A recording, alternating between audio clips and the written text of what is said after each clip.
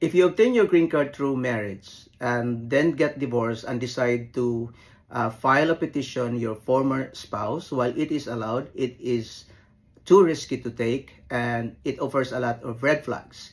Number one rule that you need to be aware of is that you cannot file a fiancé visa or spouse visa petition within 2 years from the time you obtain your divorce if you get your green card through marriage. Second, if you decide to refile or file a petition to your former spouse, you have to make sure that you'll be able to show na yung marriage mo to the person who gave you your green card is legitimate.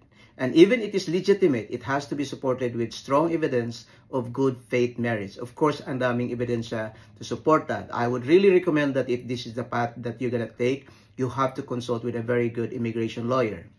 The recent case that we actually have had, itong clients na to entered the US on a tourist visa and stayed with their family. But however, without giving too much details, hindi nag-work out yung relationship na yon. They were separated and for years, right? And then one of the spouses met a US citizen. They got married, but of course, they lived for X number of years, but hindi rin nag-work out yon.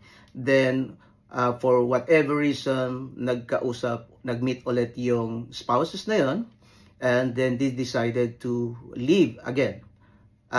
Then, after a few years, the petitioner filed a petition for the former spouse. Then, upon initial evaluation, we actually determined that they have a very strong story to tell, that the second marriage that the petitioner had was really legitimate, supporting with a lot of evidences of good faith, and then we decided to file. Good to know that they are actually approved today, and congratulations. So then again, I just want to be you to be aware that if is this your story as well, it is possible, but just be aware of the risk that you are taking and be aware of the red flags. But if you believe that you have a good faith marriage when you obtain your green card and didn't decided to file repetition your former spouse after being remarried again, it is possible.